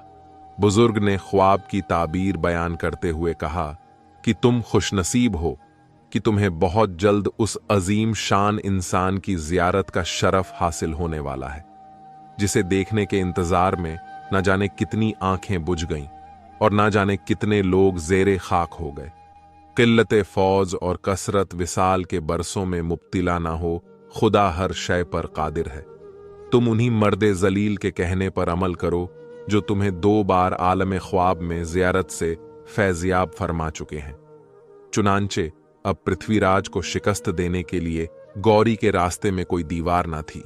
शहाबुद्दीन गौरी ने अपने बदन पर चिपके हुए खून और गलीजो गंदे कपड़ों को देखा और अपने साथियों से मुखातिब हुआ। मेरा खुदा इस बात पर कादिर है कि वह अपने एक गुनहगार बंधे के जिस्म से जिल्लतो शिकस्त के लिबास को हटाकर फतह की खिलत पहनेगा। इसके बाद 598 हिजरी में शहाबुद्दीन गौरी 1,07,000 सिपाहियों पर मुस्तकिल लश्कर ए इस्लाम लेकर गजनी से हिंदुस्तान के लिए रवाना हुआ। जब मुसलमानों का यह लश्कर पेशावर पहुंचा तो एक बूढ़ा गौरी की खिदमत में हाजिर हुआ और दरियाफ्त किया कि सिपह सालार हमें मालूम नहीं कि जहां पनाह का इरादा किस तरह यलगार करने का है। शहाबुद्दीन गौरी ने बड़े तल्ख लहजे में फरमाया, क्या तुझे मालूम नहीं कि जिस दिन से मैंने पृथ्वीराज से शिकस्त खाई है उस रोज से ना तो अपनी बीवी का मुंह देखा है और ना ही यह खून आलूद लिबास तब्दील किया है।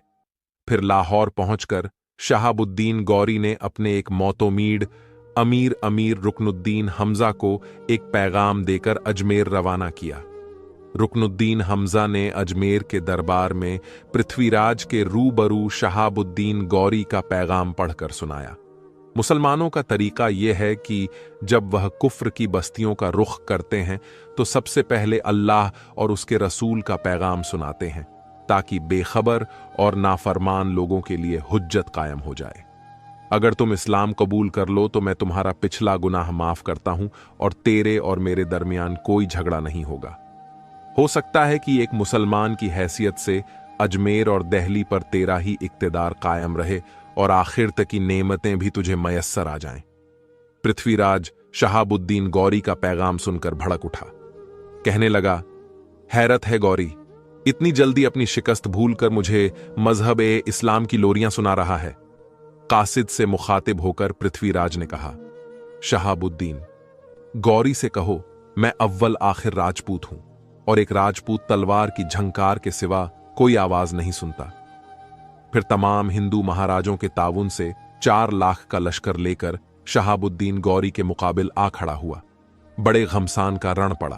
फिर आसमानी फैसला जमीन पर नाजिल हो गया और पृथ्वीराज की सिपाह को शिकस्त का सामना करना पड़ा। पृथ्वीराज इस इरादे से मैदाने जंग से भाग रहा था कि दिल्ली पहुंचकर एक बार फिर राजपूतों की बिखरी हुई कुव्वत को समेटने की कोशिश करेगा, लेकिन यह उसकी खामख्याली थी। जब मुकर्रर मोहलत खत्म हो जाती है तो सारे जिन्हों इंसान मिलकर भी उस वक्त मालूमात में कोई कमी या इजाफा नहीं कर सकते। पृथ्वीराज ने अभी थोड़ा ही फासला तय किया था कि गौरी के एक दस्ते ने दरियाए सरस्वती के किनारे उसे जा लिया। मामूली मुजाहिद के बाद पृथ्वीराज को जिंदा गिरफ्तार कर लिया गया। पृथ्वीराज को बेबस देखकर शहाबुद्दीन गौरी ने कहा, बेशक जमीन और आसमान में जो कुछ है वह खुदा के लिए ही है। अगर वह इसी को सर बुलंद करना चाहे तो फिर कायनात की तमाम ताकतें मिलकर भी उसे पस नहीं कर सकती। यह अल्लाह रब्बुल इज्जत के यहां गौरी का इज्जो इंसार था। फिर गौरी ने बुतों की सरजमीन पर खुदा के हुजूर सजदा शुक्र अदा किया। कुछ सिपाहियों ने शहाबुद्दीन गौरी को खबर दी कि यहां एक मुसलमान बुजुर्ग भी गोशा नशीन है।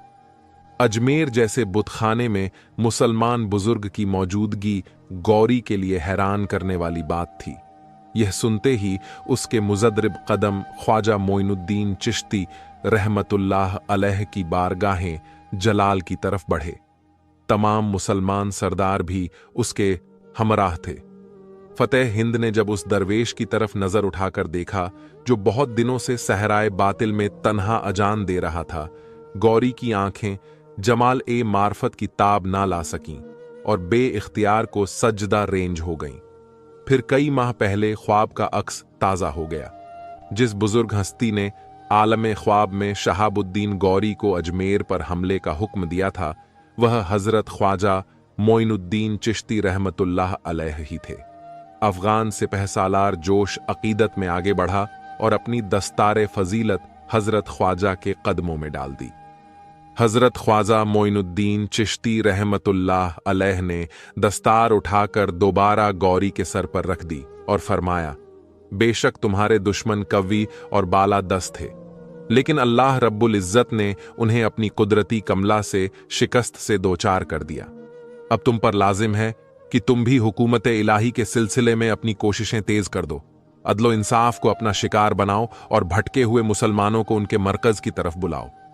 इस अजीम शान फतह के बाद शहाबुद्दीन गौरी मफतूहा इलाकों का इंतजाम अपने वफादार गुलाम कुतुबुद्दीन ऐबक के सुपुर्द करके खुद पृथ्वीराज को जिंदा लेकर गजनी वापस चला गया।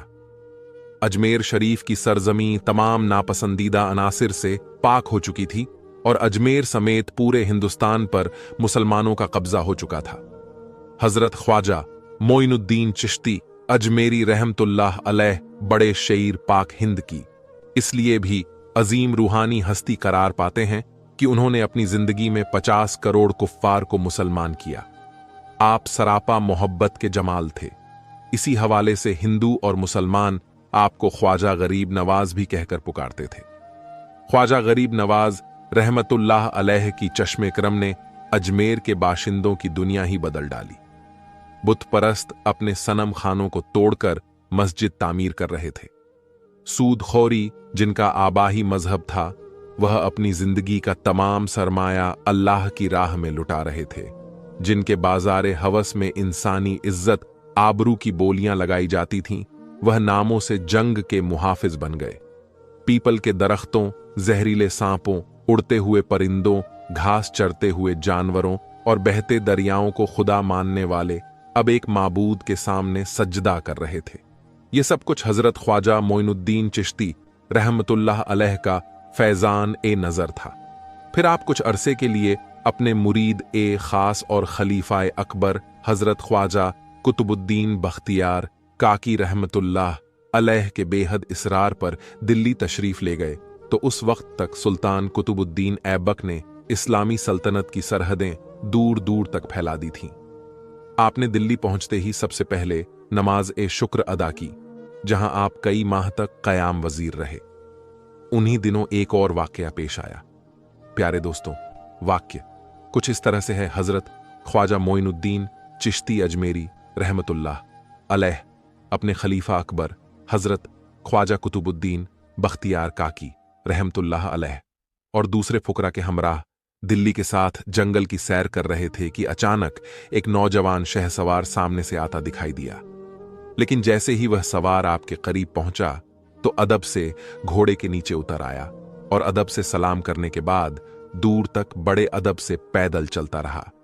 फिर दोबारा घोड़े पर सवार हो गया और आंधी की तरह जंगल में गायब हो गया।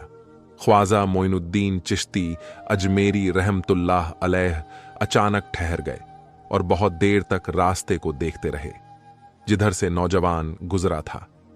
हजरत ख्वाजा बख्तियार काकी रहमतुल्लाह अलैह ने मुर्शिद की बदली हुई कैफियत को महसूस कर लिया। ख्वाजा साहब ने फरमाया, मैं इस नौजवान की शक्ल में कुदरती खुदावंद की झलक देख रहा था। यह फकीर दोस्त नौजवान है। नौजवान का चेहरा बता रहा था कि वह दरवेशों की सोहबत पसंद करता है। उसका यह अमल दोनों जहानों में शहादत का सबब बनेगा। वह बुजुर्ग ने दीन के हल्के असर में है। अल्लाह ताला उसे उस वक्त तक नहीं उठाएगा जब तक वह ताजे शाही पहन नहीं लेता। इकबाल उस पर साया है। तख्त ए हिंदुस्तान उसका इंतजार कर रहा है। वह आए और अदल इंसाफ के साथ लोगों पर हुकूमत करे। फिर सुल्तान कुतुबुद्दीन ऐबक की रहलत के बाद वही नौजवान हिंदुस्तान का बादशाह बना और उसने सुल्तान शमसुद्दीन अल्तमश के नाम से शोहरत पाई। अजमेर शरीफ से वापसी के बाद आपने एक रात रसूल अकरम सल्लल्लाहु अलैहि वसल्लम को ख्वाब में देखा। रसूल अल्लाह सल्लल्लाहु अलैहि वसल्लम फरमा रहे थे, मोइनुद्दीन, तुम पर लाजिम है कि हमारी एक एक सुन्नत को जिंदा करो। आंख खुली तो आप पर लर्जा तारी था। आप हर लहजा सोचते रहे कि उनसे कौन सी सुन्नत अभी तक रह गई है। अचानक एक रोज शादी का ख्याल आया। इस तरह मुस्तरिब ज़हन ने ख्वाब की ताबीर तक रसाई हासिल कर ली। यह अजीब राज था कि जिस रोज आपने ख्वाब में हुजूर अकरम सल्लल्लाहु अलैहि वसल्लम को देखा, उसी रात केले पीटली के हाकिम मलिक खिताब ने लश्कर पर हमला कर दिया। उसे मार्के में मलिक खिताब को फतह नसीब हुई। हिंदू राजा गिरफ्तार होकर कत्ल हो गया। उस राजा की एक जवान बेटी कैद हुई। हाकिम पिटली उसे लेकर आपकी खिदमत अक़दस में हाजिर हुआ। कदम बोसी के बाद अर्ज किया, यह लड़की आला खानदान से ताल्लुक रखती है। मेरी ख्वाहिश है कि आप इसे एक कनीज की हैसियत से कबूल फरमा लें। आपने फरमाया, मैं किसी कनीज या खादिमा की हाजत नहीं रखता। दरवेश को आसाइसे से जेब नहीं देती। अगर यह लड़की अपनी खुशी से इस्लाम कबूल कर ले तो फौज के किसी आला ओहदेदार से इसकी शादी करवा दो। इस्लाम में जबड़ो करार जायज नहीं, उसे उसकी मर्जी पर छोड़ दो। यह जहां जाना चाहे उसे जाने दो। लेकिन मलिक खिताब मुसलसल इसरार करता रहा। वह इस तरह सुल्तान उल हिंद की खुशनुदी हासिल करना चाहता था। आखिर में हाकिम पीठली लाजवाब होकर बारगाहे सुल्तान हिंद से उठा और माफतूह राजकुमारों को चलने का इशारा किया। मगर अहले मजलिस उस वक्त हैरान रह गए जब लड़की ने मलिक खिताब के साथ जाने से इनकार कर दिया और निहायत अदब से कहा कि मैं अपनी बाकी जिंदगी अगर आपके कदमों में बसर कर दूं तो मेरे लिए बड़ी शहादत होगी। लड़की की ख्वाहिश इतनी शदीद थी कि आप इनकार ना कर सके। कुछ दिन बाद लड़की ने अपना पहले वाला मजहब तर्क करके दीन इस्लाम कबूल कर लिया। आप रहमतुल्लाह अलैह ने उसका इस्लामी नाम उम्मतु अल्लाह रखा। फिर उस लड़की की ख्वाहिश पर आपने उससे शादी कर ली। बीबी उम्मतु अल्लाह एक पारसा खातून थी। आपके किरदार ने गैर मुस्लिम औरतों को बहुत मुतासिर किया। फिर आपके वतन से साहबजादी बीबी हाफिज जमाल रहमतुल्लाह अलैह पैदा हुई। सुल्तान उल हिंद के पायती में आपका मज़ार वाक़या है। सुल्तान कुतुबुद्दीन ऐबक ने सैयद हुसैन शोहदी की शहादत के बाद सैयद वजूद्दीन चिश्ती को अजमेर का हाकिम मुकर्रर किया। बीबी इस्मत उनकी साहबजादी थी। सैयद वजीर उद्दीन चिश्ती रहमतुल्लाह अलैह बेटी की शादी के बारे में फिक्रमंद थे। एक रात उनके ख्वाब में हजरत इमाम जाफर सादिक अलैहिस्सलाम तशरीफ लाए और फरमाने लगे, फर्जंद, तुम्हें फिक्रमंद होने की जरूरत नहीं। नबी अकरम सल्लल्लाहु अलैहि वसल्लम का हुक्म है कि अपनी लड़की हजरत ख्वाजा मोइनुद्दीन चिश्ती की जोजियत में दे दो। सुबह बेदार होने के बाद सैयद वजीर उद्दीन हजरत सुल्तान हिंद की खिदमत में हाजिर हुए। अपना ख्वाब बयान किया। अगरचे आप शादीशुदा थे, लेकिन सरकारे दो आलम सल्लल्लाहु अलैहि वसल्लम का हुक्म सुनते ही आप रहमतुल्लाह अलैह आकद के लिए तैयार हो गए। बीवी इस्मत से आपके 3 साहबजादे ख्वाजा फखरुद्दीन, ख्वाजा ज़ियाउद्दीन और ख्वाजा उसामुद्दीन पैदा हुए। यह 633 हिजरी का जमाना था। उस वक्त हजरत ख्वाजा मोइनुद्दीन चिश्ती रहमतुल्लाह अलैह की उम्र 96 साल थी। तवील इबादत और रियाजत और मुसलसल नफ्स खुशी ने आपको हद से ज्यादा लागर कर दिया था। दिल्ली में हजरत ख्वाजा कुतुबुद्दीन बख्तियार काकी रहमतुल्लाह अलैह के गिर्द उनके मुखालिफिन ने साजिश का अहम हिस्सा खींच दिया था। सुल्तान उल हिंद का खलीफा अकबर अपनी जिंदगी के नाजुक तरीन मोड़ पर तन्हा खड़ा था। हजरत ख्वाजा मोइनुद्दीन चिश्ती अजमेरी रहमतुल्लाह अलैह ने एक रात ख्वाब में हजरत कुतुबुद्दीन को देखा तो वह बहुत ज्यादा परेशान नजर आए। मुर्शिद ने परेशानी की वजह पूछी तो अर्ज करने लगे, इस वक्त आपका खादिम सख्त अजियत में मुब्तिला है, जिस पर एक ऐसी तोहमत लगाई गई है जिसे सुनने के बाद अहले शहर हैरान रह गए हैं। अपनी सफाई में तमाम दलील पेश कर चुका हूं, लेकिन दुश्मनों ने दौलत के जरिए इंसान का दिल जमीर, दिमाग, यहां तक कि ईमान भी खरीद लिया है। लोग खुदा से नहीं डरते, मगर मैं खुशी और मुसीबत दोनों में अल्लाह को पुकारता हूं। हालात ने वक्त की अदालत में मुझे एक मुजरिम की सूरत में ला खड़ा किया है। मेरे हक में दुआ फरमाइए। यह कहकर हजरत ख्वाजा कुतुबुद्दीन बख्तियार काकी रहमतुल्लाह अलैह रो पड़े। फिर ख्वाजा गरीब नवाज ने खादिम को ख्वाब में ही तसल्ली दी कि हम खुद चलकर दिल्ली आ रहे हैं और किसी न किसी तरह मुकदमे की बात हमारी दिल्ली आमद तक मुलतवी रखो। सुल्तान शमसुद्दीन अल्तमश बेशक हजरत ख्वाजा बख्तियार काकी रहमतुल्लाह अलैह का अकीदतमंद था, लेकिन हालात दिन ब दिन गैर मुआफिक होते जा रहे थे। दरअसल एक औरत ने हजरत ख्वाजा बख्तियार काकी रहमतुल्लाह अलैह पर तोहमत लगाई थी कि उन्होंने उस औरत से खुफिया शादी कर रखी थी। वो औरत कहने लगी कि उनकी गोद में खेलने वाला बच्चा ख्वाजा बख्तियार काकी रहमतुल्लाह अलैह का है। बेशक यह एक तोहमत थी, लेकिन हालात वाकयात सब हजरत ख्वाजा बख्तियार काकी रहमतुल्लाह अलैह के खिलाफ जा रहे थे।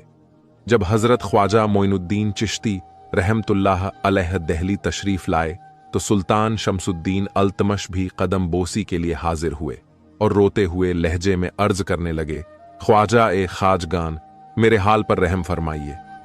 अब दुनियादारों का रवैया नाकाबिले बर्दाश्त हो चुका है।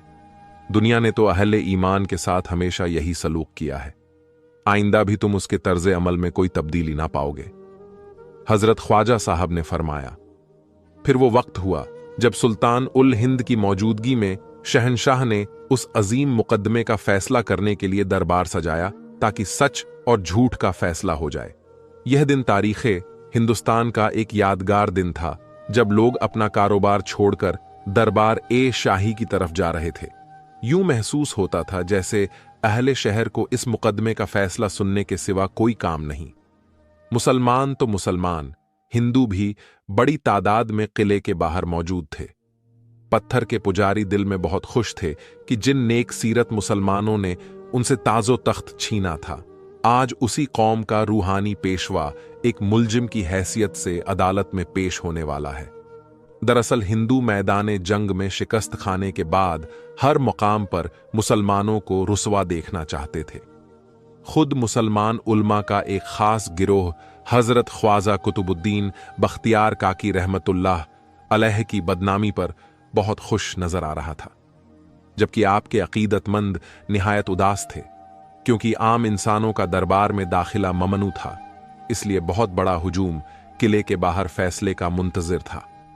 कुछ देर बाद हजरत ख्वाजा मोइनुद्दीन चिश्ती अपने खलीफाए अकबर हजरत ख्वाजा बख्तियार काकी के हमराह तशरीफ लाए तो किले के बाहर खड़े हजारों इंसानों ने ताजीम और अकीदत में सर झुका ली। सुल्तान अल्तमश हजरत ख्वाजा मोइनुद्दीन चिश्ती को शाही इजाजो एहतराम के साथ लाना चाहते थे, मगर आपने इसीलिए इनकार कर दिया कि इस तरह सुल्तान की जानिबदारी का इजहार होगा और अदालत का वकार मजरूह होगा।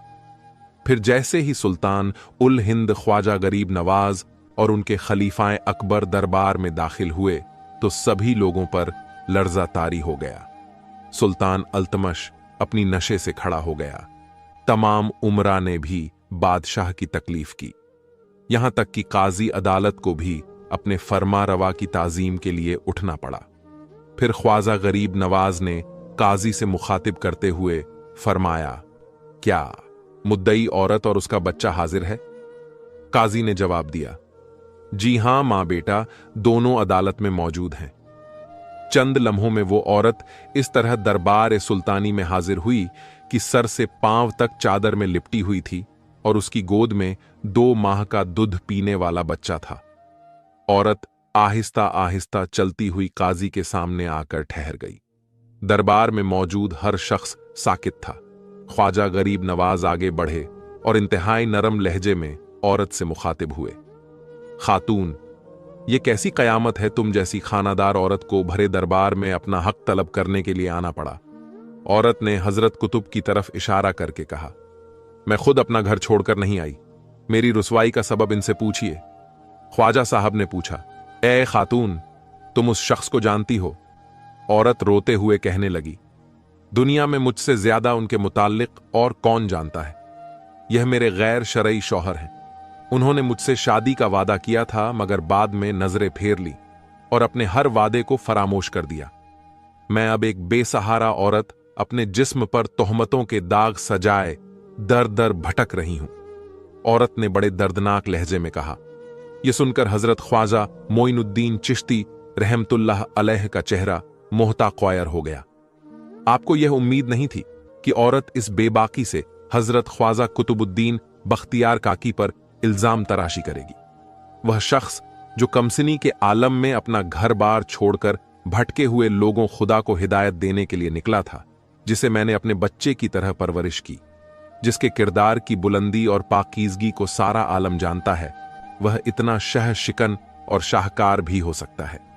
इंतहाई बर्दाश्त के बावजूद सुल्तान उल हिंद की आवाज से रोने की रिक्कत झलकने लगी।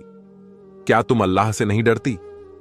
हजरत ख्वाजा मोइनुद्दीन चिश्ती ने बड़े जज्बाती अंदाज में औरत को मुखातिब करते हुए फरमाया, अगर कोई भटका हुआ मुसाफिर मंजिल की तरफ लौट आए तो उसे भटका हुआ नहीं कहते। अब भी वक्त है, तुम रुजू कर लो। कोई गुनाह ऐसा नहीं जिसे अल्लाह मुआफ ना कर दे। औरत गमजदा लहजे में कहने लगी, जब मैंने कोई गुनाह नहीं किया तो किस बात से तौबा करूं? ख्वाजा साहब ने कहा, खौफे खुदा उन्हें नहीं आता जो दूसरों की जिंदगियों से खेलते हैं। अहले दरबार गवाह रहना, हुज्जत पूरी हो चुकी। उनके अल्फाज से जलाल रूहानी का इजहार हो रहा था। मैंने तुझे दोजख की दहकती आग से बचाना चाहा, जिसे तेरी बीमार आंखें नहीं देख सकती। मगर इंसान की क्या ताकत है कि वह किसी को अजाब आसमानी से महफूज रखे जब तक अल्लाह ताला ना चाहे।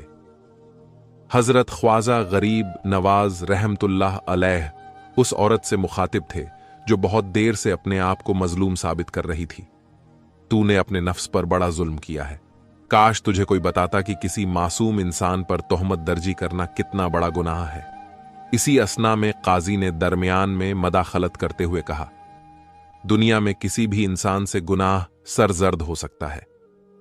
औरत के बयानात को इसलिए झुठलाया नहीं जा सकता कि मुलजिम खानकाह में बैठने वाला एक बड़ा फिरका पोश है। काजी मोहतरम, आपका यह कहना दुरुस्त है कि गुनाह किसी भी इंसान से सरजर्द हो सकता है और खानकाह में बैठने वाले लोग भी मुजरिम हो सकते हैं, मगर क्या यह शख्स आपकी नजर में गुनाहगार है? काजी चंद लम्हों के लिए हैरान रह गया, फिर बोला कि इस मुकदमे का ताल्लुक मेरी जात से नहीं। अगर मैं हजरत ख्वाजा कुतुबुद्दीन बख्तियार काकी रहमतुल्लाह अलैह को बेगुनाह भी समझ लूं तो इससे क्या फर्क पड़ेगा? कुर्सी या अदालत पर हर बैठने वाला मुलजिम से सबूत तलब करता है। हजरत कुतुबुद्दीन अपनी बेगुनाही का सबूत पेश करें और बाइज्जत अपनी खानकाह की तरफ लौट जाएं। काज़िए अदालत निहायत माकूल लहजे में गुफ्तगू कर रहे थे। दरहकीकत काजी भी हजरत ख्वाजा कुतुबुद्दीन की अवामी मकबूलियत और रूहानियत के बुलंद दराज से हसद रखता था। बुग़्ज़ो कीना की आग ने काजी को यहां तक जलाया कि उसके दिल और दिमाग स्याह होकर रह गए, और वह इसी अदावत के बायस हजरत कुतुब को सरे दरबार रुसवा करना चाहता था। ख्वाजा गरीब नवाज ने काजी से मुखातिब करते हुए पूछा, क्या अल्लाह की राह में हजरत ख्वाजा कुतुबुद्दीन का यह तवील सफर उसकी बेगुनाही के लिए काफी नहीं? अदालत की निगाह में उसकी कोई अहमियत नहीं। एक शख्स दिन को रोजा रखता है और रात को मुसलसल जागकर इबादत करता है। काजी ने बेमुरव्वती से जवाब दिया, हजरत कुतुबुद्दीन की इबादत और इबादत महज खुदा के लिए है। वह अपने इस फैल के लिए अल्लाह के सामने जवाबदेह है। हम इस सिलसिले में उससे कोई बात नहीं कर सकते। अदालत में एक औरत ने अपनी हक तलफी का दावा दायर किया है। हम इसी दावे की रोशनी में हजरत कुतुबुद्दीन से उनकी बेगुनाही का सबूत मांगते हैं। इस जमाने में यह दलील कबूल नहीं कि एक शख्स कितना मुत्तकी और परहेजगार है। ख्वाजा मोइनुद्दीन चिश्ती अजमेरी रहमतुल्लाह अलैह ने काजी से पूछा, फिर किस तरह बेगुनाही पेश की जाए? कुतुबुद्दीन बारहा इस बात का इकरार कर चुका है कि मुद्दई औरत का उनसे कोई ताल्लुक नहीं। अदालत इस ऐलान को क्यों काफी नहीं समझती? अपने बारे में मुलजिम की अपनी ही गवाही कानूनी एतबार से कोई हैसियत नहीं रखती। अदालत की नज़र से इस बात की अहमियत है कि मुलजिम की बेगुनाही पर गैर मुतलक अफराद किस तरह शहादत पेश करते हैं। अगर आपका मेयार शहादत ही है तो फिर पूरा हिंदुस्तान कुतुब की मासूमियत पर गवाही दे रहा है। बदकिस्मती से आप उनकी आवाजों को सुनने की कोशिश नहीं करते। ख्वाजा साहब ने काजी को मुखातिब करते हुए कहा। काजी ने कहा, ये तमाम लोग ख्वाजा कुतुबुद्दीन के अकीदतमंद हैं और अकीदत इंसान को अंधा कर देती है। काजी अदालत ने दूसरा एतराज उठाया। ख्वाजा गरीब नवाज रहमतुल्लाह अलैह कहने लगे, अगर आप हजरत कुतुबुद्दीन की गवाही को कबूल नहीं करते तो औरत की तरफ से 4 गवाह पेश करो जो खानकाह के एक घोषे में बैठने वाले हीरका पोश की गैर शरई बीवी को साबित करें। फिर औरत के 4 गवाहों को दरबार सुल्तानी में पेश किया गया। हजरत ख्वाजा मोइनुद्दीन चिश्ती रहमतुल्लाह अलैह गवाहों से मुखातिब हुए। तुम यह बात किस तरह कहते हो कि मुद्दई औरत कुतुबुद्दीन की गैर शरई बीवी है और यह बच्चा उनकी गैर कानूनी औलाद है? काजी ने भी यही सवाल दोहरा दिया, लेकिन गवाह कुछ भी बोलने से कासिर थे। यूं महसूस होता था कि अल्लाह ताला ने उनकी कुव्वत गोया तलब कर ली थी। गवाहों की खामोशी ने सबको हैरान कर दिया। फिर वह औरत गवाहों से मुखातिब होकर चिल्लाई, बोलो, मेरी मजबूरी की गवाही दो। लेकिन गवाहों के लबों पर मोहर खामोशी सबद थी। वह कोशिश के बावजूद भी कुछ ना बोल सके। इस पर ख्वाजा मोइनुद्दीन चिश्ती रहमतुल्लाह अलैह ने फरमाया, यह गवाह जर खरीद गुलाम हैं और उनकी जुबानों ने हमेशा के लिए उनका साथ छोड़ दिया है। सुल्तान शमसुद्दीन अल्तमश ने निहायत अदब के साथ हजरत ख्वाजा मोइनुद्दीन चिश्ती से पूछा, यह सैयदी, फिर यह मसला किस तरह हल होगा? जिस रात बेनियाज ने अपने अजीज बंदे को इस जैफी के आलम में अजमेर से दिल्ली तक पहुंचाया है, वही इसी नाजुक मुकाम पर दस्तगीर फरमाए। फिर आप फरमाने लगे, यह 2 माह का बच्चा खुद अहले दरबार को बताएगा कि इसका बाप कौन है। जैसे ही आपने यह बात कही तो काजी समेत तमाम लोगों पर सख्ता तारी हो गया। फिर काजी कहने लगा, यह 2 माह का बच्चा कैसे बोलेगा? ख्वाजा साहब ने काजी को मुखातिब करते हुए फरमाया, जिसने इस बच्चे को पैदा किया वही अपने एक बंदे की खातिर इसे कुव्वते गोया यता फरमाया। फिर ख्वाजा मोइनुद्दीन चिश्ती रहमतुल्लाह अलैह ने बच्चे को मुखातिब करते हुए पूछा, ए बदनसीब रूह, तेरे माँ बाप ने तेरी मासूम जान पर बड़ा जुल्म किया है। कोई नहीं जानता कि आने वाला वक्त तुम्हें किस नाम से याद करेगा। ख्वाजा गरीब नवाज दूध पीने वाले बच्चे से ऐसे गुफ्तगू कर रहे थे जैसे वह आपकी गुफ्तगू का मफहूम समझ रहा हो। फिर सुल्तान उल हिंद ने काजी अदालत और अदालत की तरफ देखा। वह दोनों सख्त परेशान दिखाई दे रहे थे। फिर आसमान की तरफ देखा। खुदाया, तू अपने बंदों के गुनाहों की पर्दापोशी करने वाला है। मैंने बहुत कोशिश की कि यह अजियत नाक हकीकत दुनिया पर जाहिर ना हो, मगर तू अलीम है। कुछ नाक अंदेशों ने मेरे और तेरे कुतुब के लिए आफियत का कोई रास्ता बाकी नहीं छोड़ा। खुदावंद कुद्दूस तेरा यह बंदा मोइनुद्दीन तुझसे रहम और मुआफी का तलबगार है। हजरत ख्वाजा गरीब नवाज ने यह मुख्तसर सी दुआ मांगी, फिर बच्चे के नजदीक हो गए। अहले दरबार की सांसें रुकी हुई थीं। जो लोग हजरत ख्वाजा मोइनुद्दीन चिश्ती रहमतुल्लाह अलैह के रूहानी मुकाम से वाकिफ थे, उनके दिल की धड़कनें मजीद तेज हो गईं। वह जानते थे कि चंद लम्हों में कोई अजीब व गरीब वाकया पेश आने वाला है। फिर ख्वाजा गरीब नवाज ने अपना दायां हाथ बच्चे के होठों पर रखकर निहायत मोहब्बत आमेज लहजे में फरमाया, ए जाने मासूम, तू बेकसूर है। हर शख्स को अपने गुनाहों का बोझ खुद उठाना पड़ेगा।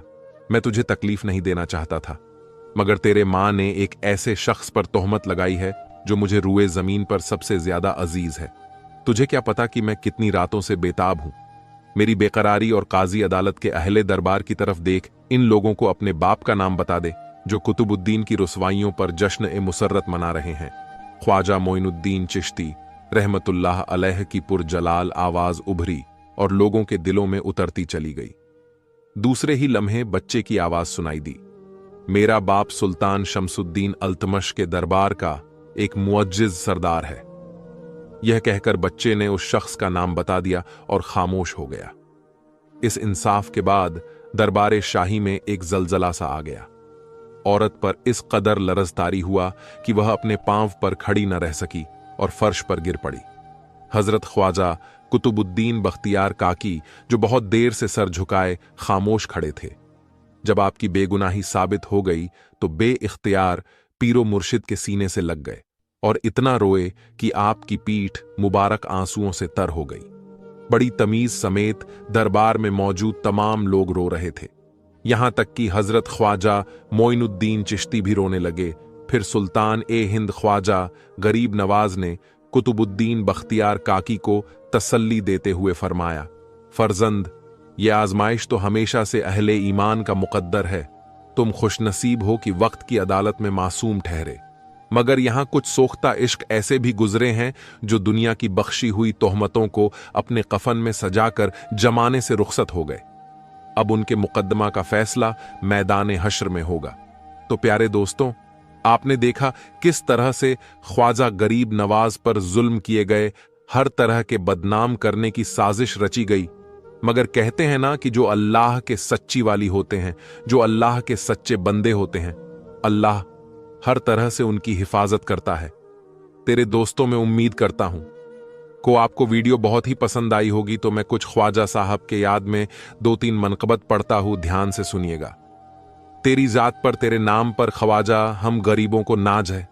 तू बड़ा गरीब नवाज है, तू बड़ा गरीब नवाज है। तुझे तेरे पीर का वास्ता मुझे ख्वाजा ऐसा नवाज दे दे सदका, अपनी निगाह का एक नजर गुलाम पे डाल दे। तेरा काम ख्वाजा नवाजना, तू सदा से बंदा नवाज है। प्यारे दोस्तों, इस वीडियो को और भी लोगों तक शेयर कर दीजिएगा, क्योंकि इस वीडियो को और भी लोग देखेंगे तो सबको ख्वाजा गरीब नवाज की जिंदगी का मुकम्मल वाक्य जानने के लिए मिलेगा।